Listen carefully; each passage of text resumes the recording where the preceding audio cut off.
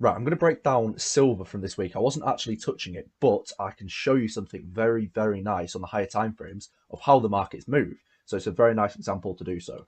First of all, this was the previous week here. I've actually just sectioned off all the previous stuff because it will get in the way. So this was the previous week, and I'm going to play out this week. But first of all, I'm going to draw on the previous weekly low down there, and then the previous weekly high up there, and take these across. And now I can play it out, taking into account these two zones here. So what happens? First of all, to start the week, we drop down a bit. But do we push into the weekly low, the previous weekly low? No, we don't. We end up around here. So what happens from here? We'll we push up a bit. We don't break the highs up there, so it's just a push down, a leg up, and then a push down. But what have we done here? Well, we've tapped exactly into the previous weekly low. And from this point, we're going to see what happens. So if I just take this zone right here and drag that across, now I'm going to play it out once again. Price pushes up off of the previous weekly low. And what does it do? Breaks above the high there. And then what happens? It comes down on the last day of the week. It taps back into this zone for a huge push off to the upside, back up towards the previous weekly high. So if I just draw it out with my brush, this is what it looked like. So start the week, push down.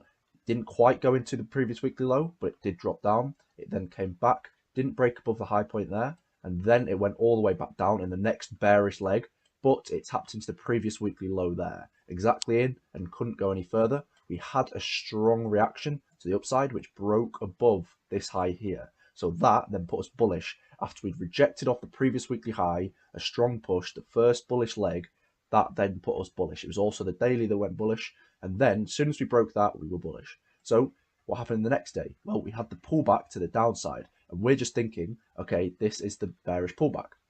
And exactly it is. And where does it pull back to? It pulls back to the zone that was created at the start of the week before doing a huge push off to the upside.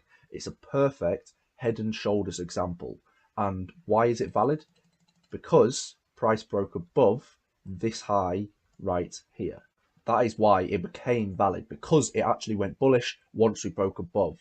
And where did it do this exactly at? The previous weekly low. So a perfect depiction of how the higher time frames move. So this is an example of previous weekly low, and it's also an example of head and shoulders, how it's so nice and how it's valid once we get that push above the previous highs. So it was bearish down, it then went bullish, and that's not it. So if I just go back on normal and I go to the lower time frames, where exactly did this huge push come from? Another thing you'll notice is that all these lows that we'll see on the 4 hour, the significant low points, it's always made in US session as well. Because it's a US session pair, all the highs, all the lows, all the highs, all the lows, always made in US session. But where did this one on Friday? I feel like the whole week was setting up for this opportunity here, this huge, huge move to the upside.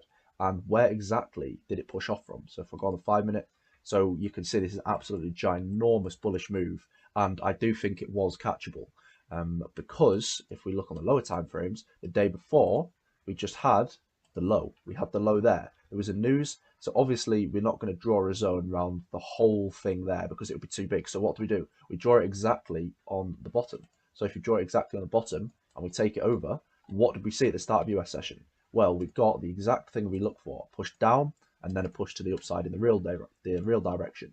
And you could have got in as soon as you've seen this bullish candle here. So if I just get on that, now I did say I wasn't actually trading it because I didn't actually like the higher time frame daily range, but it's still a perfect example of price action. And just up to there was a 1 to 6.7 risk to reward.